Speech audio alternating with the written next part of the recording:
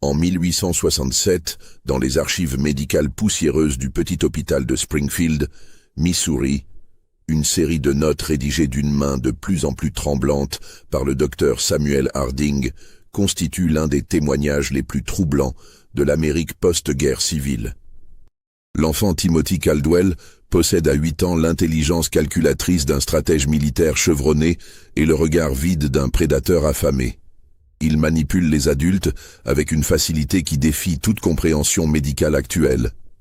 Sa capacité à imiter les émotions humaines sans jamais les ressentir dépasse tout ce que j'ai pu observer en 20 ans de pratique. Que Dieu Tout-Puissant nous protège de ce qu'il pourrait accomplir une fois parvenu à l'âge adulte.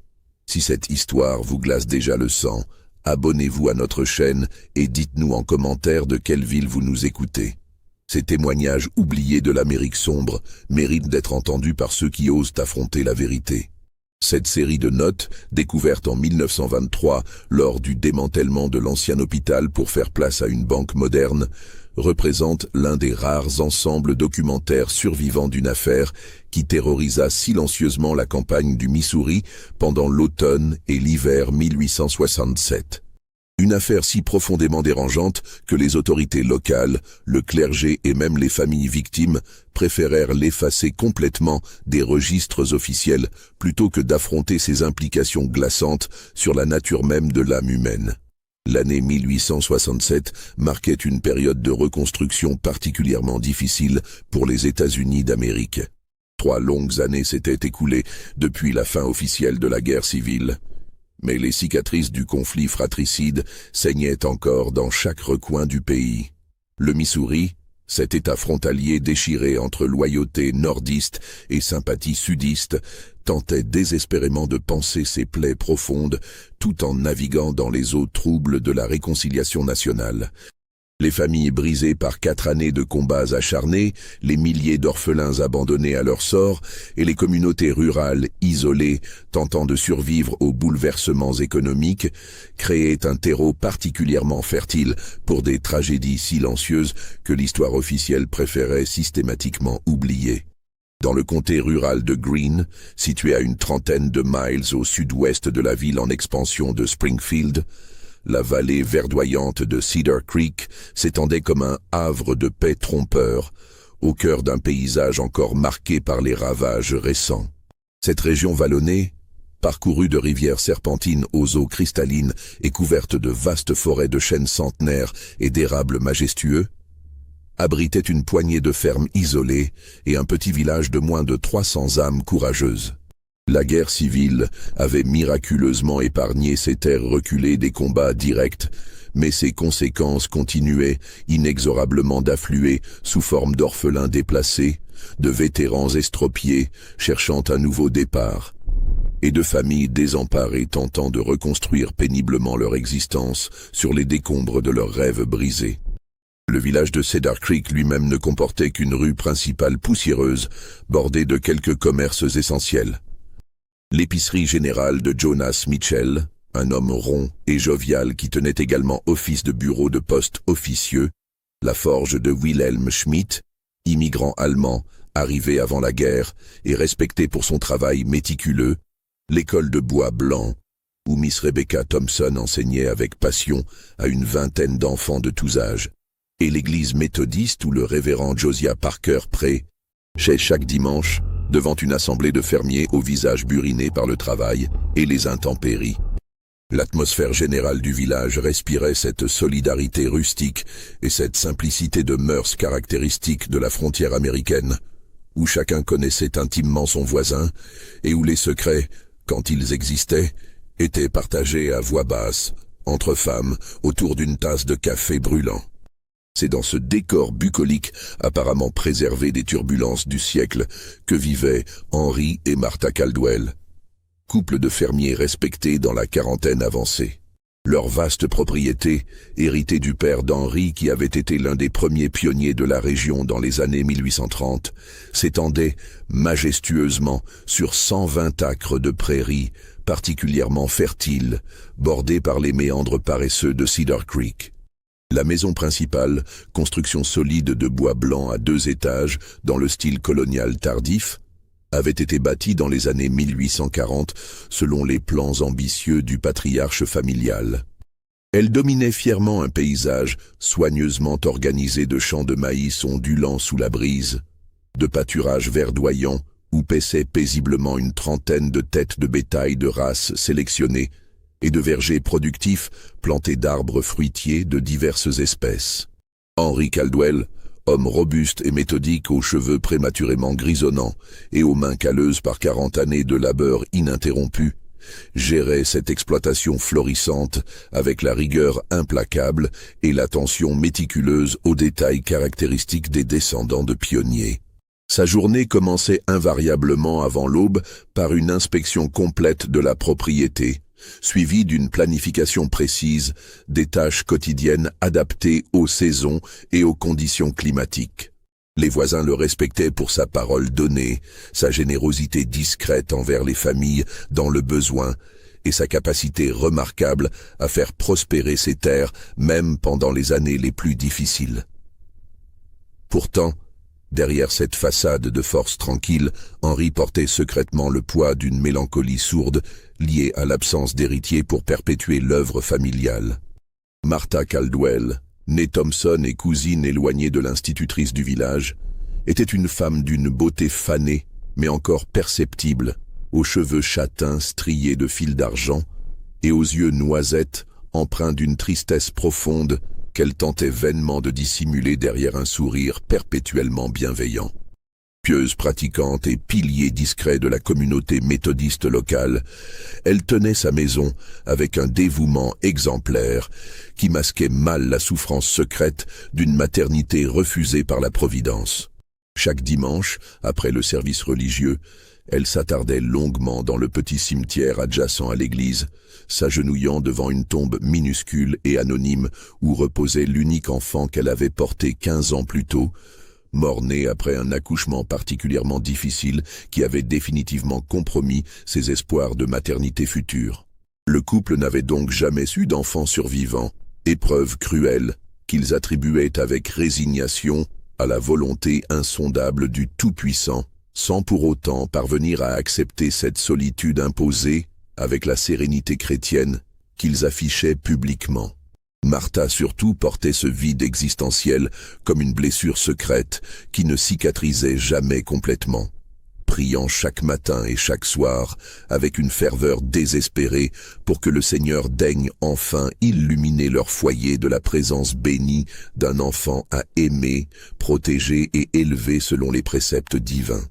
Cette prière quotidienne, murmurée dans le secret de sa chambre ou agenouillée dans l'intimité de sa petite chapelle personnelle aménagée dans le grenier, allait être exaucée d'une manière qu'elle n'aurait jamais pu imaginer dans ses cauchemars les plus sombres et les plus prémonitoires.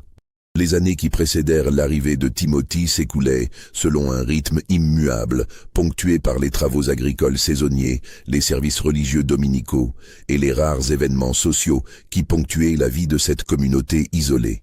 Henry et Martha avaient développé une routine conjugale paisible mais empreinte d'une mélancolie diffuse, partageant leurs repas dans un silence confortable, lisant ensemble la Bible et les quelques journaux qui parvenaient irrégulièrement de Springfield, échangeant les nouvelles du voisinage avec cette retenue caractéristique des gens de la terre qui préfèrent les actes aux paroles.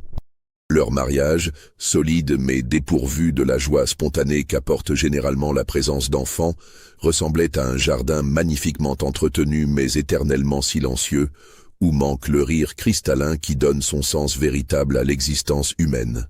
C'est par une soirée de mars 1867 particulièrement froide et pluvieuse, alors que les dernières neiges de l'hiver tardif fondaient en créant des rivières boueuses le long des chemins défoncés, qu'un cavalier épuisé et trempé jusqu'aux os frappa énergiquement à la porte solide des Caldwell.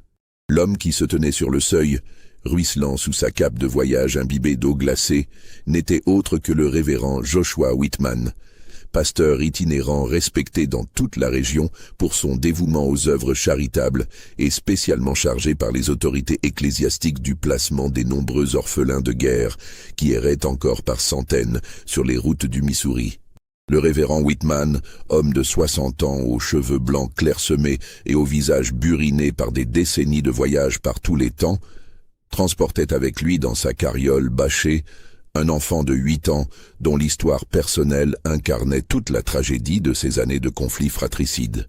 Cet enfant, expliqua-t-il en acceptant avec reconnaissance la tasse de café brûlant que lui tendait Martha, s'appelait Timothy Caldwell et constituait un lointain cousin du côté paternel d'Henry, bien que les liens familiaux précis se perdent dans la complexité des généalogies frontalières.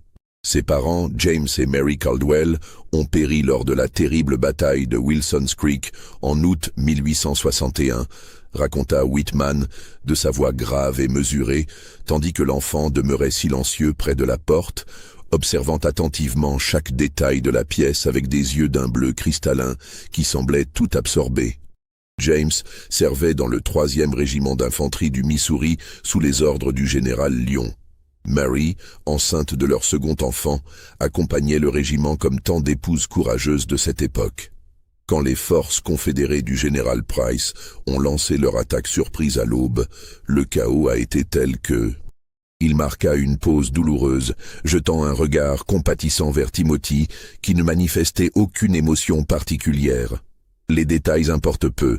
Ce qui compte, c'est que cet enfant a survécu grâce au sacrifice héroïque de plusieurs soldats qui l'ont caché dans un fossé pendant que la bataille faisait rage autour de lui. Il y était resté 3 jours entiers, sans nourriture ni eau, avant qu'une famille de fermiers ne le découvre et ne le recueille temporairement. Henry et Martha échangèrent un regard chargé d'émotion. L'histoire de cet orphelin de guerre touchait directement leur cœur généreux, réveillant en Martha cet instinct maternel si longtemps réprimé. « Mais pourquoi vient-il chez nous maintenant ?» demanda Henry avec sa prudence habituelle. 6 années se sont écoulées depuis la bataille. Où a-t-il vécu pendant tout ce temps? Le révérend Whitman but lentement une gorgée de café, comme pour se donner le temps de choisir soigneusement ses mots. Timothy a eu plusieurs familles d'accueil depuis 1861. Des gens de bonne volonté, animés des meilleures intentions chrétiennes. Mais il hésita longuement, lançant un nouveau regard vers l'enfant qui continuait d'observer la conversation avec cette attention soutenue qui dérangeait vaguement Henry. Il y a eu des difficultés, des malentendus. L'enfant est d'une intelligence remarquable, peut-être trop développée pour son âge. Certaines familles l'ont trouvé, déstabilisant. Cette formulation prudente, mais inquiétante, aurait dû alerter immédiatement les Caldwell sur la nature particulière de l'enfant qu'on leur proposait d'accueillir. Mais Martha, déjà conquise par l'apparente vulnérabilité et la beauté troublante de Timothy, n'entendait que l'appel de son cœur maternel si longtemps sevré d'affection à donner. Quelle sorte de difficulté, insista-t-elle néanmoins avec cette perspicacité féminine qui la caractérisait. Des accusations sans fondement, répondit le révérend avec une fermeté qui sonnait un peu faux. Vous savez comme les gens peuvent devenir superstitieux après une guerre, surtout dans les campagnes isolées. Timothy est un enfant exceptionnellement intelligent et observateur. Il comprend les adultes avec une maturité surprenante, devine leurs pensées et leurs intentions avec une facilité qui peut effectivement troubler les esprits simples. Certaines familles ont interprété cette perspicacité naturelle comme « autre chose, répéta Henry, de plus en plus intrigué par les circonlocutions du pasteur. Des sottises, éluda Whitman d'un geste de la main. Des superstitions rurales. Il faut comprendre que Timothy a grandi trop vite, a vu trop de choses terribles pour son âge.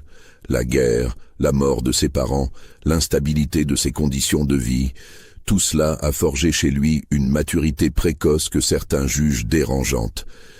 Mais au fond, c'est un enfant comme les autres, qui a simplement besoin de stabilité, d'affection constante, de racines profondes. Nous pensons que votre ferme, votre mode de vie paisible, votre foi solide pourront l'aider à retrouver une enfance normale. Cette explication rassurante, bien qu'encore teintée d'ambiguïté, suffit à convaincre Martha dont l'instinct maternel avait déjà pris le dessus sur toute considération rationnelle. « Nous le prendrons », déclara-t-elle d'une voix ferme et décidée, sans même consulter Henry du regard. « Cet enfant a assez souffert. Il mérite un foyer stable, des parents aimants, une chance de grandir dans la paix. Nous lui donnerons tout cela. Timothy, qui était resté parfaitement immobile et silencieux pendant toute cette conversation, leva alors ses yeux d'un bleu perçant vers Martha et lui adressa un sourire d'une douceur absolument angélique. « Merci du fond du cœur, tante Martha », murmura-t-il d'une voix claire et musicale qui surprit par sa parfaite diction et sa maturité troublante. « Je serai un bon garçon, je vous le promets solennellement. Je ne vous causerai jamais aucun souci. Tout ce que je désire, c'est avoir enfin une vraie famille qui m'aime. » Ces paroles, prononcées avec une sincérité apparente qui semblait venir du plus profond de l'âme, achevèrent définitivement de conquérir le cœur tendre de Martha. Henry, naturellement moins enclin aux élans sentimentaux et doté de cette méfiance instinctive des hommes de la terre face à l'inconnu, nota cependant plusieurs détails troublants dans le comportement de l'enfant. Timothy n'avait pas versé une seule larme en évoquant la mort tragique de ses parents, ne manifestait aucune émotion particulière face à ce nouvel abandon, et surtout, il observait chaque adulte présent avec une intensité calculatrice qui évoquait plus l'évaluation stratégique d'un joueur de poker expérimenté que la timidité naturelle d'un enfant de 8 ans placé dans une situation inconnue. Mais l'enthousiasme évident de Martha et l'insistance respectueuse du révérend Whitman emportèrent finalement les dernières réticences d'Henry. Comment refuser d'offrir un foyer à un orphelin de guerre, surtout quand ce geste pouvait enfin combler le vide qui rongeait leur existence conjugale depuis tant d'années? « D'accord », dit-il simplement de sa voix grave. « Timothy est le bienvenu dans notre famille. » Le révérend Whitman manifesta un soulagement si évident qu'Henry se demanda rétrospectivement s'il n'avait pas essuyé de nombreux refus avant d'arriver chez eux. Le pasteur bénit rapidement cette nouvelle union familiale, confia à Martha quelques vêtements de rechange et les maigres affaires personnelles de Timothy rassemblées dans un petit baluchon usé, puis repartit dans la nuit pluvieuse avec une hâte qui parut étrange au Caldwell. Plus tard, Henry réaliserait que Whitman semblait fuir plutôt que simplement poursuivre sa route pastorale. Les premières semaines de Timothy chez les Caldwell furent d'une perfection si totale qu'elle en devenait presque suspecte pour un observateur extérieur. L'enfant se révéla d'une intelligence absolument exceptionnelle, maîtrisant avec une rapidité stupéfiante non seulement les tâches élémentaires de la vie quotidienne à la ferme, mais démontrant également une capacité d'adaptation et d'apprentissage qui défiait toutes les normes habituelles du développement infantile. En moins d'une semaine, il connaissait parfaitement les noms de tous les animaux, leurs habitudes alimentaires, leurs besoins spécifiques et même les signes précurseurs de maladies que Henry avait mis des années à identifier. Timothy posait constamment des questions d'une précision remarquable sur le fonctionnement de l'exploitation agricole, les cycles saisonniers, les techniques de culture et d'élevage, les mécanismes de vente des récoltes au marché de Springfield. Ces interrogations révélaient une compréhension intuitive des enjeux économiques et pratiques qui auraient impressionné chez un adolescent et qui, chez un enfant de 8 ans, tenait du prodige intellectuel. Il mémorisait instantanément les explications d'Henry, les enrichissait de réflexions personnelles souvent pertinentes et appliquait immédiatement ses connaissances nouvelles avec une efficacité déconcertante. Martha vivait littéralement dans un état de béatitude permanente. Après 15 années de maternité frustrée, elle avait enfin un fils à choyer, dorloté, éduqué selon ses rêves les plus chers. Elle passait des heures à confectionner de nouveaux vêtements adaptés à la taille de Timothy, utilisant les plus beaux tissus qu'elle avait conservés précieusement dans l'espoir d'un jour les destiner à sa progéniture. Elle lui enseignait la lecture et l'écriture avec des méthodes pédagogiques qu'elle improvisait mais qui se révélaient remarquablement efficaces, découvrant avec émerveillement que Timothy assimilait les leçons plus vite qu'elle ne pouvait les concevoir. Chaque soir, après le souper familial désormais animé par la présence de l'enfant, Martha installait Timothy dans le petit lit en bois massif qu'Henry avait fabriqué dans la chambre adjacente à la leur, et lui racontait des histoires tirées de la Bible ou de son imagination fertile. Timothy écoutait avec une attention soutenue qui touchait profondément sa mère adoptive, posait des questions intelligentes sur les récits bibliques et remerciait toujours poliment pour ces moments de tendresse partagés avant de s'endormir paisiblement avec un sourire d'ange sur les lèvres. Pourtant, malgré cette adaptation apparemment parfaite, Henry commençait à percevoir des nuances troublantes dans le comportement quotidien de Timothy. L'enfant ne se comportait jamais spontanément comme un garçon de 8 ans normal. Il ne courait jamais dans les champs par simple plaisir, ne riait jamais aux éclats devant un spectacle amusant, ne manifestait aucune curiosité enfantine pour les jeux, les explorations innocentes ou les bêtises caractéristiques de son âge. Tous ses gestes étaient mesurés, toutes ses paroles soigneusement réfléchies, toutes ses réactions émotionnelles parfaitement appropriées aux circonstances mais dépourvues de cette spontanéité joyeuse qui fait le charme naturel de l'enfance. Plus dérangeant encore, Henry remarquait que Timothy l'observait constamment avec une intensité déplacée. Quand Martha ne se trouvait pas dans les parages, l'enfant fixait Henry avec une attention clinique qui évoquait plus l'étude scientifique d'un spécimen que l'affection filiale naissante. Timothy semblait analyser systématiquement les réactions d'Henry face à différentes situations, noter mentalement ses habitudes, ses préférences, ses points faibles, comme s'il dressait un inventaire psychologique complet de son père adoptif, dans un but indéterminé mais vaguement inquiétant. Cette impression désagréable atteignit son paroxysme un matin de juin particulièrement chaud, quand Henry découvrit dans la grange une scène qui allait le hanter dans ses cauchemars pendant des années. Timothy était accroupi près de Ginger, le vieux chat roux de la ferme qui avait été blessé la veille par un coup de sabot accidentel d'une jument nerveuse. L'enfant semblait en train de soigner l'animal, manipulant délicatement sa patte arrière enflée avec des gestes apparemment compatissants. Mais en s'approchant discrètement pour observer cette scène touchante, Henry réalisa avec horreur que Timothy avait en réalité méthodiquement brisé les autres pattes intactes du chat et tentait maintenant de les remettre en place, observant avec une fascination scientifique pure les réactions de douleur de l'animal agonisant. Le chat, épuisé par la souffrance, ne pouvait plus que gémir faiblement, ses yeux vitreux fixés sur l'enfant qui continuait ses expérimentations avec le sérieux concentré d'un anatomiste étudiant un cadavre. « Qu'est-ce que tu fais, Timothy ?» demanda Henry d'une voix étranglée par l'émotion. L'enfant leva vers lui un visage d'une innocence parfaite, sans trace de culpabilité ni de conscience d'avoir commis un acte répréhensible. « Je voulais comprendre comment ça fonctionne, oncle Henry, » expliqua-t-il de sa voix claire et posée, comme s'il discutait du temps qu'il ferait le lendemain. Comment les os se cassent, comment ils se réparent, pourquoi la douleur fait réagir les animaux de cette façon particulière. J'ai pensé que si je comprenais bien le mécanisme, je pourrais mieux aider les bêtes blessées à l'avenir. C'est utile, non? Cette explication, prononcée avec une logique apparemment imparable et une sincérité qui semblait authentique, glaça Henry plus profondément que n'importe quelle manifestation de cruauté délibérée. Timothy ne paraissait pas comprendre qu'il avait torturé un animal innocent. Il avait simplement mené une expérience qu'il jugeait instructive, sans aucune conscience de la souffrance infligée, ni du caractère moralement répugnant de ses actes. Henry, profondément bouleversé, fit disparaître le chat agonisant en l'abattant discrètement d'un coup de hache, puis tenta d'expliquer à Timothy pourquoi on ne devait jamais faire souffrir les animaux, même dans un but prétendument scientifique.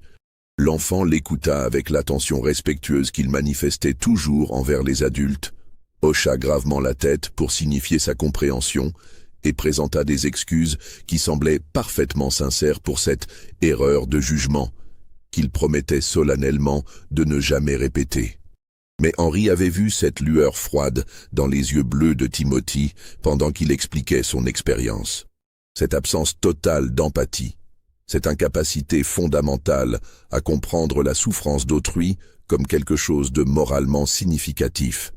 Cette curiosité purement intellectuelle pour les mécanismes de la douleur et de la mort, qui dépassait largement les questions innocentes d'un enfant normal sur les mystères de l'existence.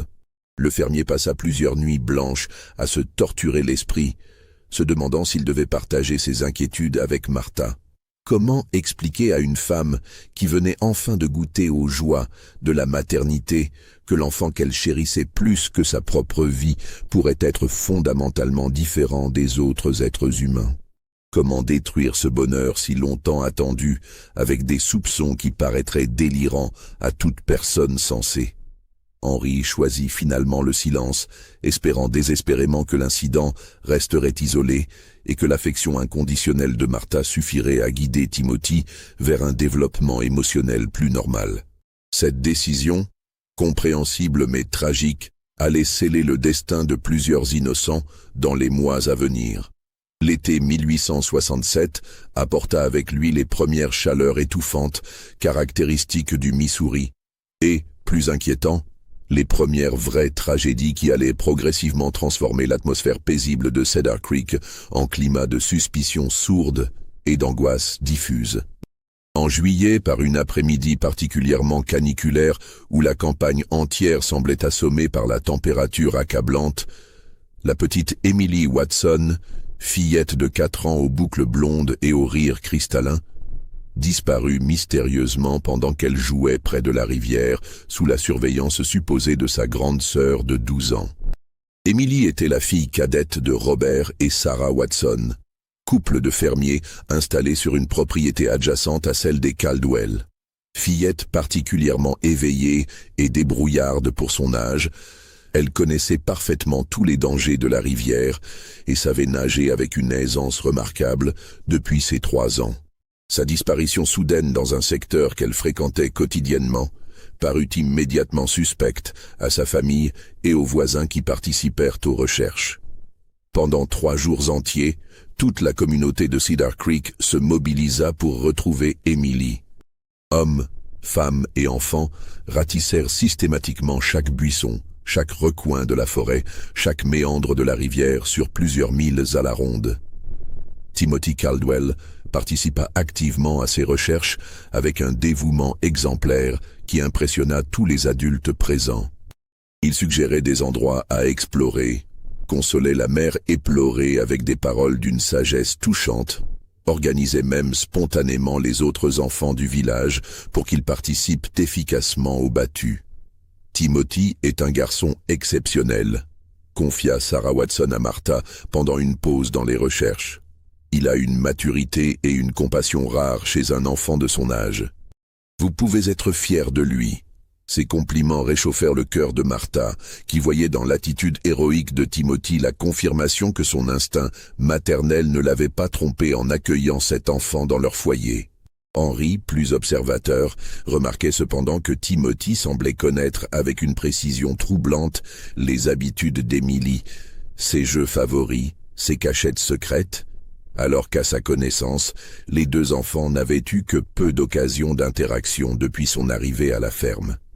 Emily fut finalement découverte noyée dans un bassin naturel relativement peu profond, situé à environ 1 mille en amont de son lieu de disparition.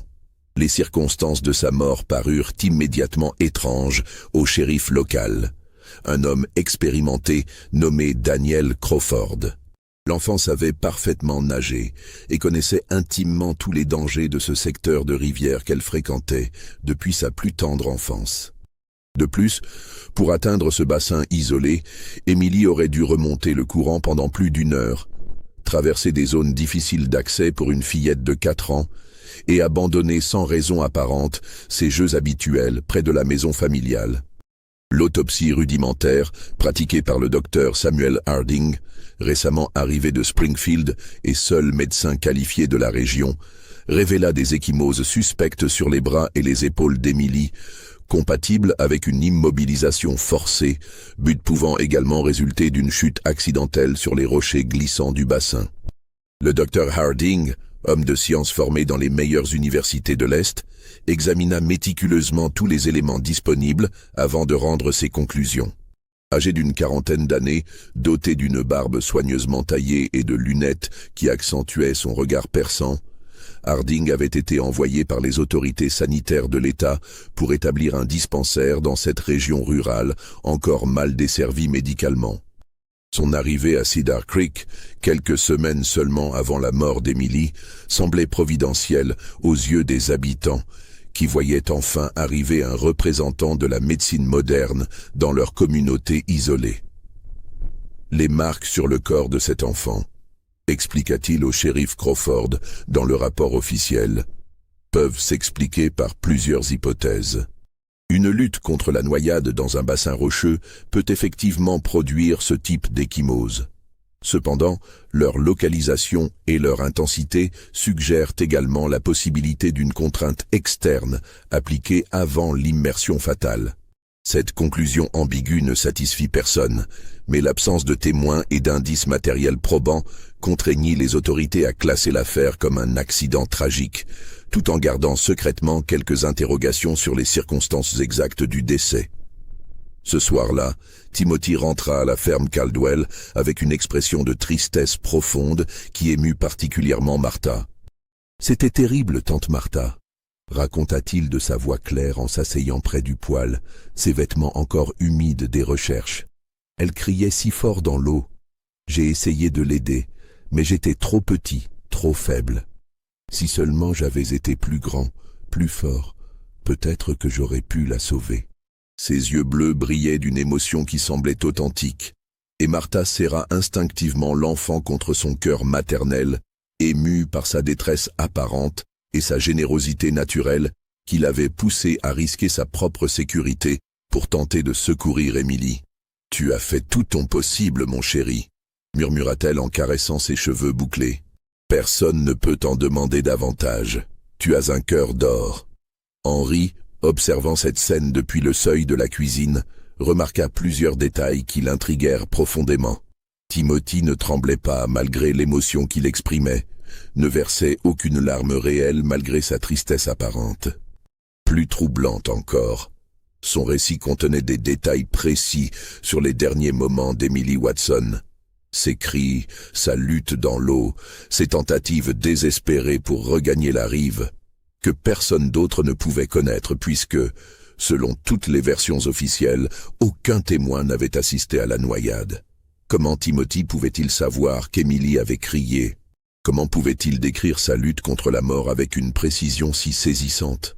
Et surtout, pourquoi ces détails macabres ne semblaient-ils pas le traumatiser comme ils auraient dû affecter n'importe quel enfant normal ayant assisté à une telle tragédie? Henry garda ses interrogations pour lui, mais commença à observer Timothy avec une attention plus soutenue, notant mentalement chaque anomalie comportementale pour tenter de comprendre la nature véritable de l'enfant qu'ils avaient accueilli dans leur foyer. 2 semaines après la mort d'Emily Watson, une nouvelle tragédie frappa la communauté de Cedar Creek. Benjamin Foster, ermite de 75 ans qui vivait seul dans une cabane délabrée située dans les collines boisées à l'est du village, fut découvert mort au fond d'un ravin rocheux par des chasseurs qui passaient dans la région. Le vieil homme, connu de tous pour sa démarche encore assurée malgré son âge avancé et sa connaissance parfaite de chaque sentier de montagne, gisait au pied d'une falaise de 20 pieds de hauteur, le crâne fracassé par la chute. Benjamin Foster était une figure respectée de Cedar Creek, ancien vétéran de la guerre du Mexique qui avait choisi la solitude après la mort de sa femme bien-aimée l'année précédente. Homme cultivé malgré son apparence rustique, il possédait une petite bibliothèque personnelle et recevait régulièrement des journaux de différentes villes qu'il lisait avec passion avant de les partager avec les habitants du village. Sa routine quotidienne était parfaitement connue de tous. Chaque matin, il descendait au village pour acheter ses provisions essentielles, échangeait quelques nouvelles avec les commerçants, puis remontait chez lui par le même sentier qu'il empruntait depuis 20 ans. Les circonstances de sa mort intriguèrent immédiatement le shérif Crawford. Foster connaissait parfaitement chaque pierre de ce sentier qu'il avait parcouru des milliers de fois.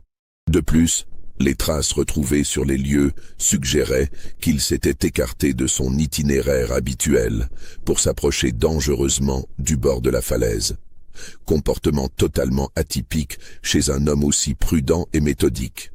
L'enquête révéla que Timothy Caldwell avait rendu visite au vieil homme la veille de sa mort, fait qu'il mentionna spontanément aux enquêteurs avec cette honnêteté transparente qui le caractérisait.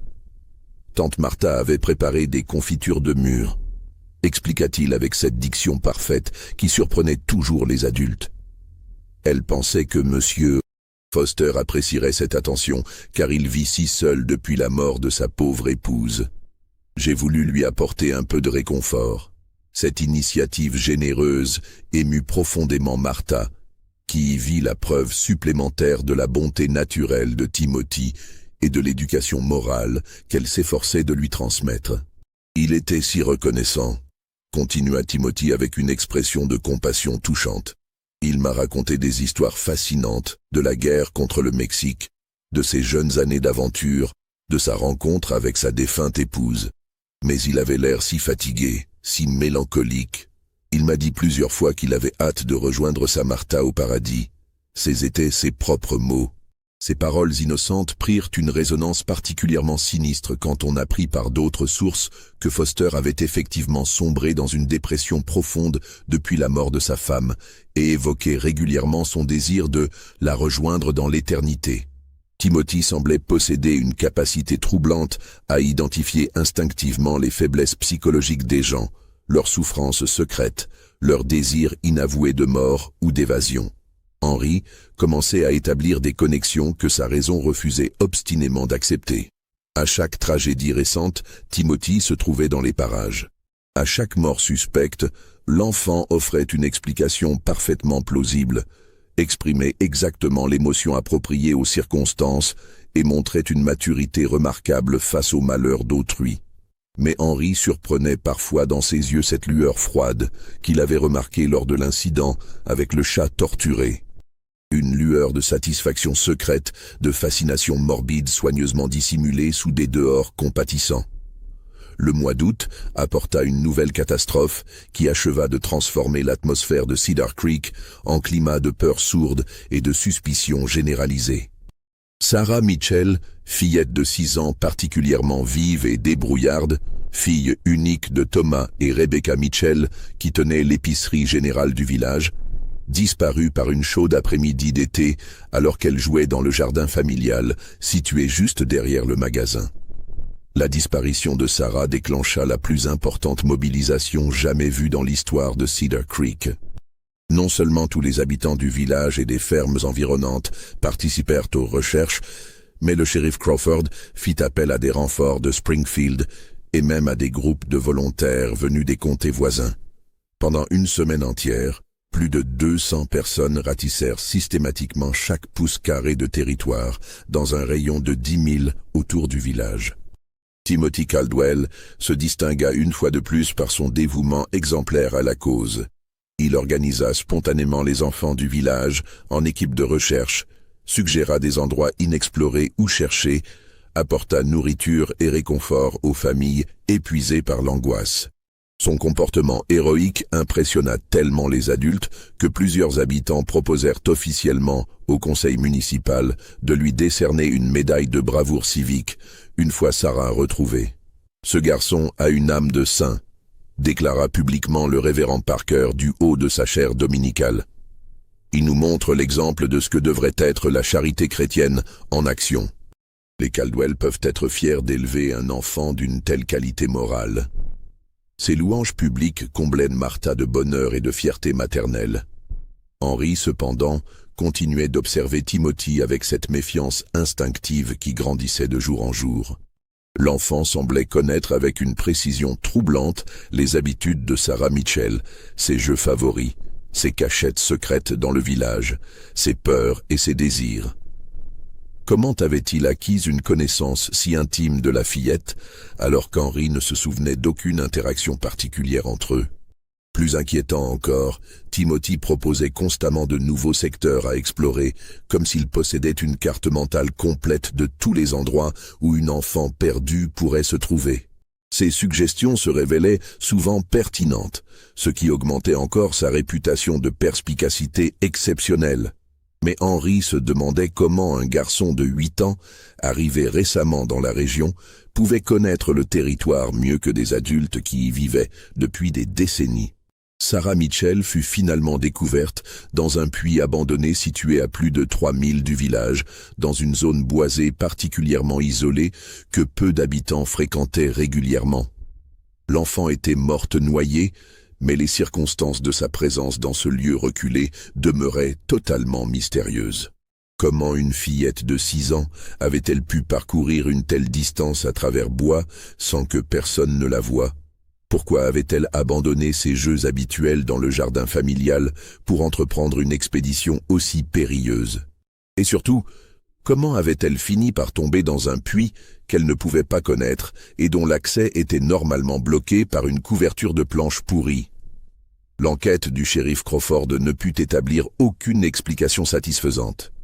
Les traces autour du puits étaient trop confuses pour être interprétées avec certitude, et l'état de décomposition du corps rendait impossible toute analyse médicale précise des circonstances de la mort. Une fois de plus, les autorités se résignèrent à classer l'affaire comme un accident tragique, tout en conservant des doutes secrets sur la réalité des faits. Le détail le plus troublant de toute cette affaire était que Timothy avait été le premier à suggérer de concentrer les recherches dans la zone exacte où Sarah fut finalement découverte. « J'ai pensé qu'elle pourrait être attirée par les vieux puits », avait-il expliqué avec cette logique imparable qui le caractérisait. Les enfants sont curieux de ce genre d'endroit mystérieux, et celui-ci est assez proche du village pour qu'une petite fille courageuse puisse l'atteindre. Cette intuition remarquable fut universellement saluée comme la preuve de l'intelligence exceptionnelle de Timothy et de sa capacité naturelle à comprendre la psychologie enfantine. Mais Henry se demandait comment Timothy pouvait connaître l'existence de ce puits abandonné et isolé, et surtout, pourquoi il semblait si certain que Sarah s'y trouvait alors que des dizaines d'adultes expérimentés n'y avaient pas pensé spontanément. L'arrivée officielle du Dr Samuel Harding comme médecin résident permanent de Cedar Creek au début de septembre 1867 marqua un tournant décisif dans l'évolution de cette série de tragédies inexpliquées. Mandaté par les autorités sanitaires de l'État du Missouri pour établir un dispensaire dans cette région encore mal desservie médicalement, Harding apportait avec lui non seulement les dernières connaissances en médecine légale et en pathologie, mais également une approche rigoureusement scientifique des phénomènes inexpliqués qui contrastait radicalement avec l'empirisme traditionnel des praticiens ruraux. Le docteur Harding, diplômé de Harvard Medical School et formé aux méthodes d'investigation les plus modernes développées en Europe, avait été spécialement choisi pour ce poste en raison de sa réputation d'excellence dans les cas difficiles et de sa capacité à élucider des mystères médicaux que ses confrères moins qualifiés abandonnaient généralement comme insolubles. Âgé de 42 ans, célibataire par choix professionnel, doté d'une intelligence analytique remarquable et d'une curiosité scientifique insatiable, il représentait l'incarnation parfaite de cette nouvelle génération de médecins américains formés selon les standards européens les plus exigeants. Sa première rencontre significative avec Timothy Caldwell eut lieu lors d'une visite médicale de routine chez les Caldwell, où il était venu examiner Martha, qui souffrait de troubles nerveux chroniques et d'insomnie récurrente depuis les événements tragiques de l'été.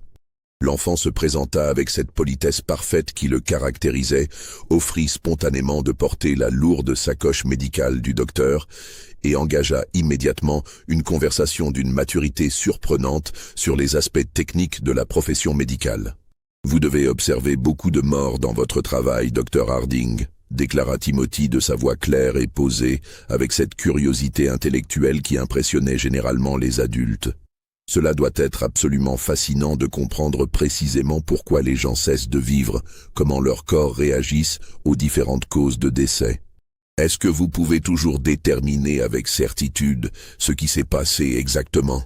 Cette question, remarquablement sophistiquée dans la bouche d'un enfant de 8 ans, mais dérangeante par son contenu morbide, alerta immédiatement l'instinct professionnel du docteur Harding. En tant que médecin formé à l'observation clinique minutieuse, il nota instantanément plusieurs anomalies dans le comportement et l'expression de Timothy. L'absence totale d'émotions spontanées dans sa curiosité pour la mort, la précision technique de ses questions, et surtout cette lueur d'intérêt purement intellectuel dans ses yeux quand il évoquait la souffrance humaine. Intrigué par cette rencontre troublante, Harding entreprit d'observer Timothy avec l'attention méthodique qu'il réservait habituellement à ses cas médicaux les plus complexes et mystérieux. Au cours des semaines suivantes, il multiplia les prétextes pour rendre visite à la ferme Caldwell, prétextant des contrôles médicaux de routine pour Martha ou des consultations vétérinaires pour le bétail. Mais en réalité, pour étudier discrètement le comportement quotidien de cet enfant qui éveillait chez lui une curiosité scientifique grandissante. Ce qu'il découvrit au fil de ses observations systématiques le remplit d'une inquiétude croissante et d'une fascination morbide pour un phénomène qu'aucune de ses études médicales antérieures ne l'avait préparé à comprendre. Timothy était indéniablement intelligent, probablement même surdoué selon les critères habituels d'évaluation intellectuelle. Il maîtrisait la lecture et l'écriture avec une aisance qui dépassait celle de la plupart des adolescents, comprenait des concepts mathématiques et logiques d'un niveau remarquable pour son âge, et possédait une mémoire prodigieuse, capable de retenir et de restituer les informations les plus complexes avec une précision absolue. Mais Harding identifiait également des anomalies comportementales profondément troublantes qui remettaient en question toutes ses connaissances sur le développement psychologique normal de l'enfance. Timothy manifestait une absence totale d'empathie spontanée envers la souffrance d'autrui, humaine ou animale. Il pouvait observer la douleur, la détresse, l'agonie avec un détachement clinique absolu, comme s'il étudiait un phénomène purement scientifique dépourvu de toute dimension émotionnelle ou morale. Plus troublant encore, l'enfant possédait une capacité extraordinaire à imiter parfaitement les émotions appropriées à chaque situation sociale sans jamais les ressentir réellement. Il pouvait exprimer la tristesse, la compassion, la joie, la colère avec une authenticité apparente qui trompait complètement les adultes non avertis. Mais Harding, formé à l'observation médicale, détectait l'artificialité fondamentale de ces manifestations émotionnelles. Timothy jouait constamment un rôle, adaptant son comportement aux attentes de son auditoire, avec la maîtrise consommée d'un acteur professionnel. Fasciné par cette découverte exceptionnelle, le docteur Harding entreprit une série d'expérimentations discrètes pour tester les réactions psychologiques de Timothy face à différents stimuli émotionnels. S'inspirant des travaux pionniers de Philippe Pinel et de Jean-Étienne Esquirol sur l'aliénation mentale, ainsi que des récentes recherches européennes sur les anomalies comportementales, il développa des protocoles d'observation rudimentaires mais novateurs pour évaluer scientifiquement les capacités empathiques et morales de l'enfant. Les résultats de ces tests informels étaient profondément dérangeants. Timothy comprenait parfaitement les concepts moraux abstraits, savait distinguer intellectuellement le bien du mal selon les normes sociales établies, et pouvait même discourir avec une sophistication remarquable sur les principes éthiques fondamentaux. Mais il semblait totalement incapable de ressentir la moindre culpabilité authentique, la moindre compassion spontanée, ou le moindre remords face aux conséquences douloureuses de ses actes sur autrui. Il existe peut-être, écrivit Harding dans ses notes privées rédigées en latin pour préserver leur confidentialité, des individus chez qui certaines composantes de l'âme humaine ne se développent jamais, indépendamment de l'éducation reçue, de l'environnement familial ou des influences sociales.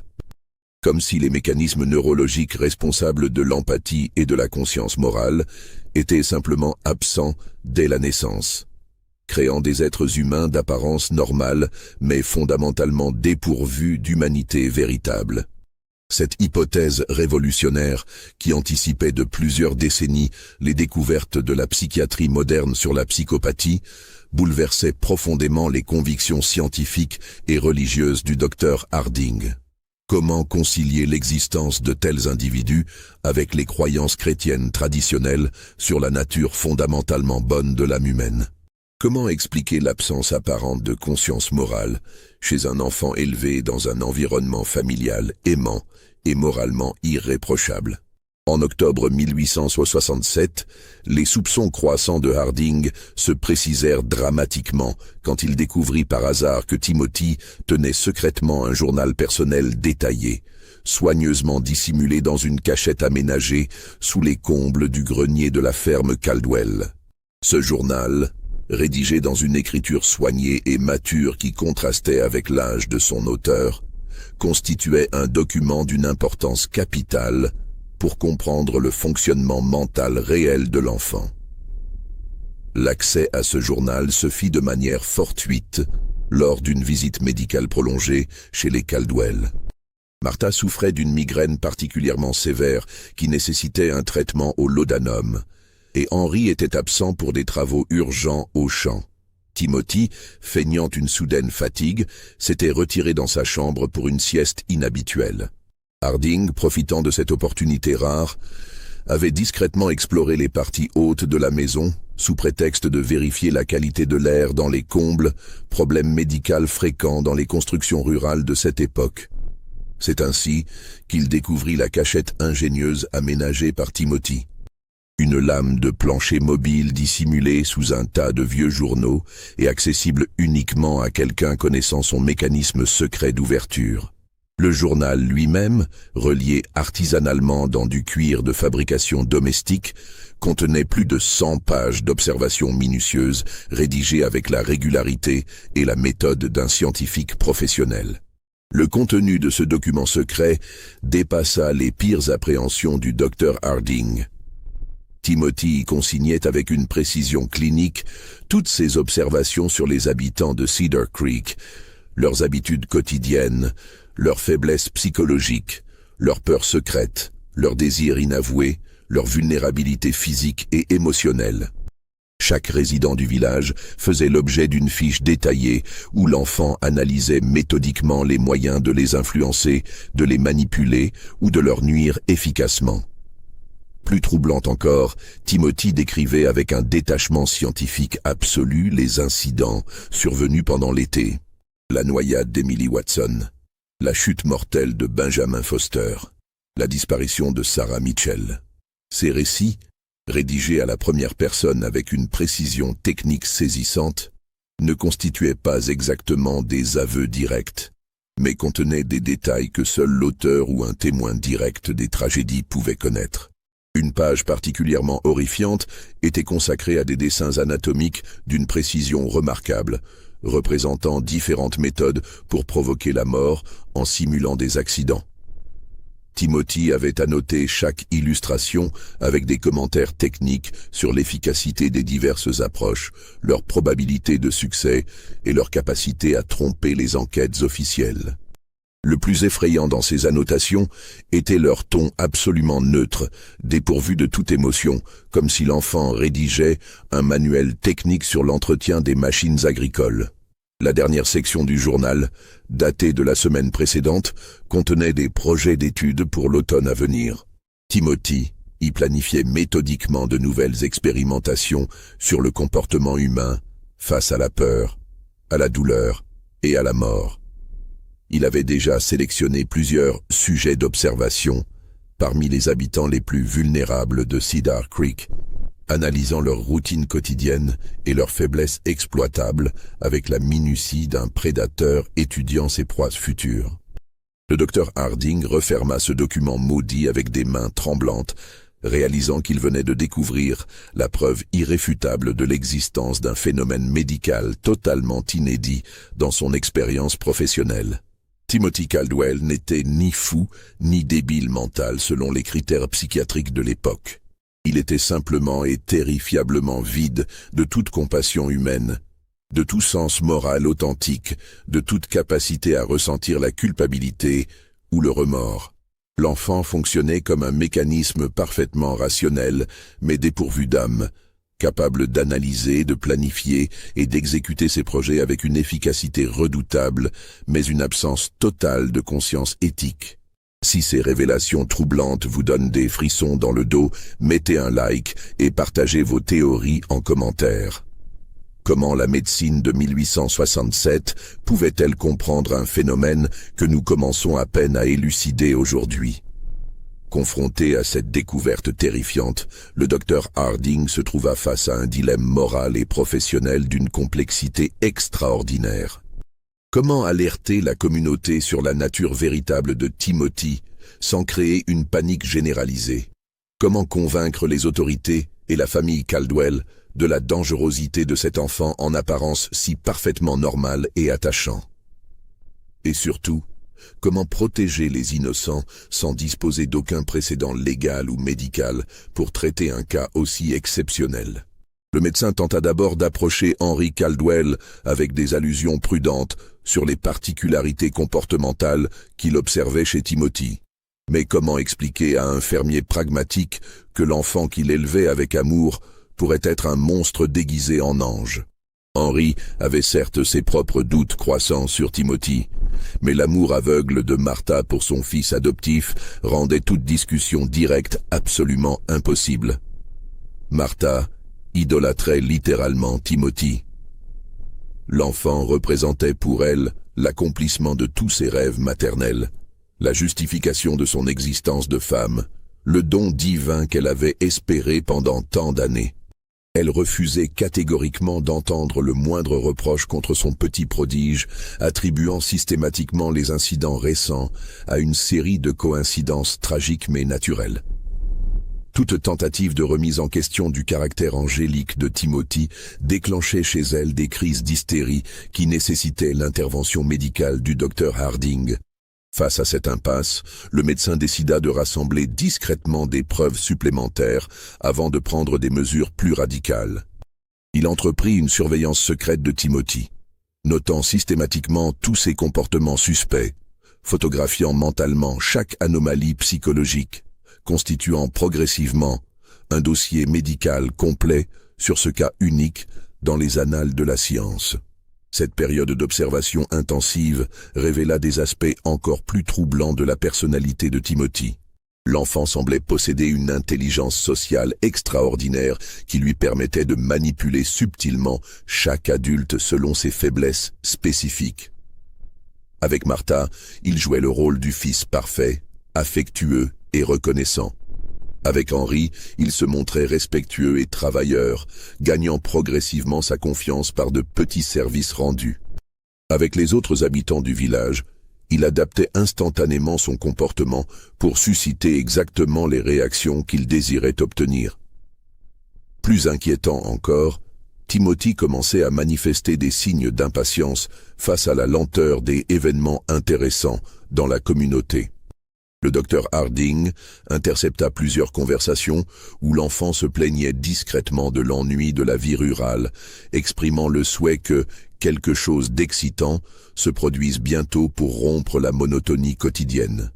Ces remarques apparemment innocentes prenaient une signification sinistre quand on connaissait le contenu de son journal secret et ses projets d'expérimentation sur les habitants du village.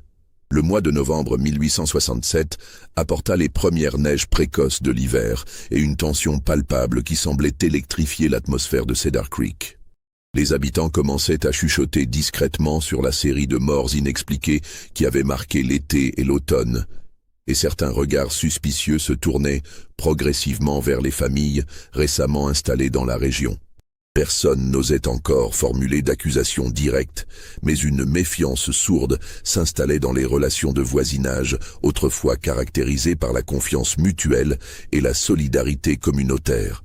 Timothy, avec son intelligence précoce et sa capacité remarquable à décrypter les subtilités de la psychologie humaine, sentait parfaitement cette évolution de l'atmosphère sociale. Il adapta immédiatement son comportement en conséquence, se montrant encore plus serviable, plus attachant, plus généreux dans ses manifestations d'affection envers sa famille adoptive et de compassion envers ses voisins. Il multipliait les gestes spontanés de bonté qui attendrissaient Martha et déstabilisaient psychologiquement ses détracteurs potentiels.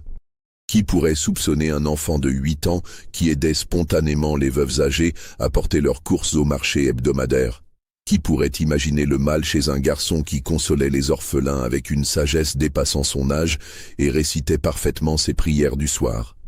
Le 15 novembre, par une soirée particulièrement froide, où le vent sifflait à travers les branches nues des chênes, Timothy demanda à Henry la permission d'aller rendre visite à Mrs. Eleanor Chapman, veuve solitaire de 70 ans, qui luttait contre une maladie pulmonaire dans sa ferme délabrée, située à 1 mile de distance. « Elle a l'air si triste et fatiguée quand je la croise au village », expliqua Timothy avec cette compassion qui touchait tant Martha. « Je pourrais lui apporter de la soupe chaude et lui tenir compagnie.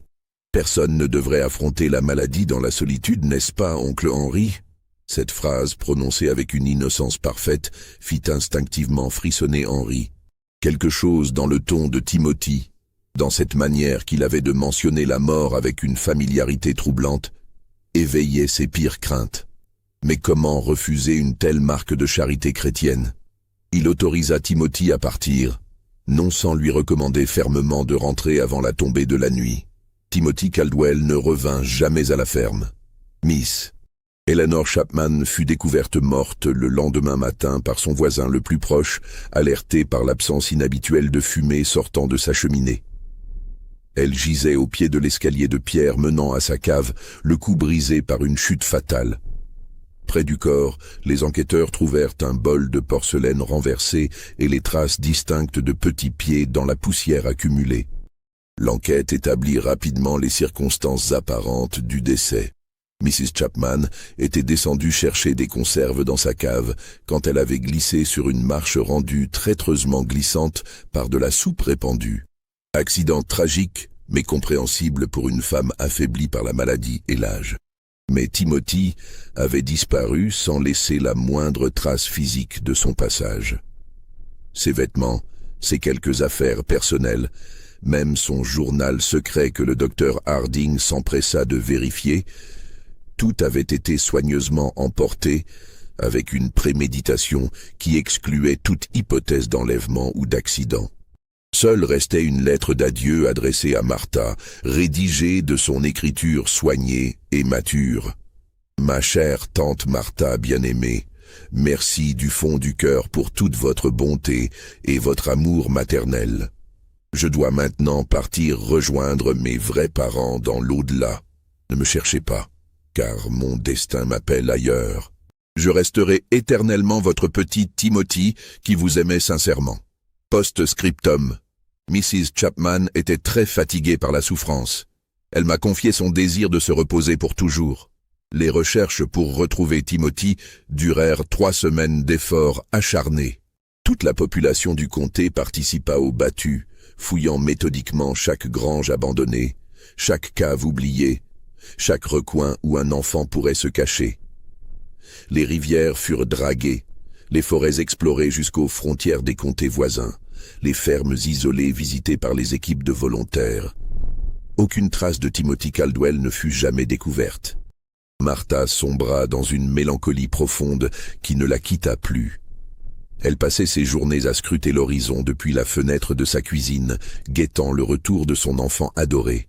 Henry, rongé par la culpabilité et les soupçons qu'il n'avait jamais osé exprimer, vendit la ferme familiale et s'installa en ville où il mourut 2 ans plus tard, emportant ses terribles secrets dans la tombe.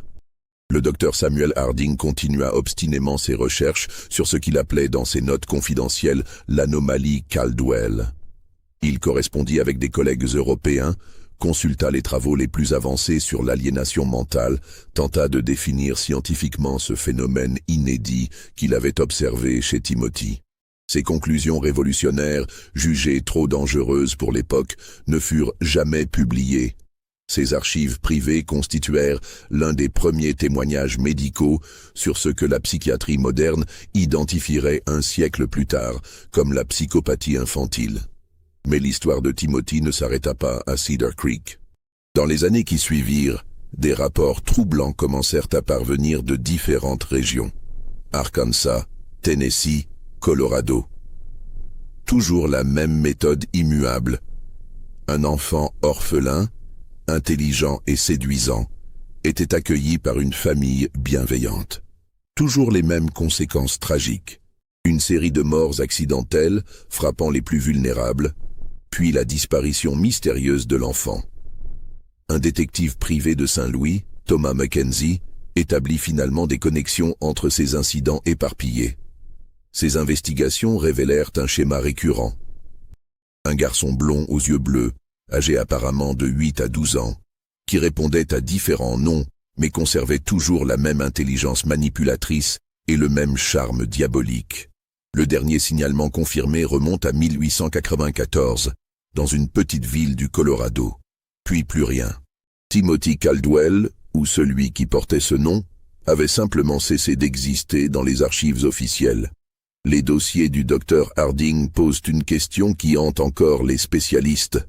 Que devient un enfant dépourvu de conscience morale quand il atteint l'âge adulte? Comment évolue une intelligence pure, libérée des contraintes de l'empathie? La médecine de 1867 n'avait aucun terme pour décrire Timothy. Cette ignorance lui permit de prospérer, de s'adapter, d'apprendre à dissimuler parfaitement sa vraie nature. Quelque part dans l'immensité de l'Amérique du XIXe siècle, Timothy grandit et perfectionna son art. Ses traces se perdent dans les migrations vers l'Ouest, dans l'anonymat des villes industrielles, dans le chaos d'une nation en transformation. Mais son héritage perdure dans les témoignages oubliés, les rapports classés sans suite, les cauchemars de ceux qui survécurent à sa rencontre. Vous venez d'entendre l'une des histoires les plus troublantes de l'Amérique cachée. Croyez-vous que Timothy était un cas isolé ou le premier exemple documenté d'un phénomène plus répandu? Que pensez-vous qu'il devint adulte? Partagez vos théories en commentaire. Abonnez-vous pour d'autres mystères oubliés. Et n'hésitez pas à partager cette histoire avec ceux qui s'interrogent sur les zones d'ombre de la nature humaine.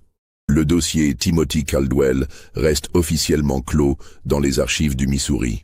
Mais pour ceux qui connaissent cette histoire, une question demeure. Combien d'autres enfants comme lui ont grandi dans l'ombre, perfectionnant leur masque d'humanité tout en conservant ce vide glacial au cœur de leur être? L'Amérique de 1867 n'était pas prête à affronter cette réalité. Aujourd'hui encore, plus d'un siècle après les faits, cette vérité continue de nous glacer. Parfois le mal naît sans raison, grandit sans remords et disparaît sans laisser d'autres traces que le souvenir terrifié de ses victimes. Dans le silence des archives médicales, l'écho de Timothy Caldwell résonne encore, rappelant que la différence entre un enfant ordinaire et un monstre peut être invisible à l'œil nu, et que les apparences les plus innocentes peuvent cacher les abîmes les plus profonds de l'âme humaine.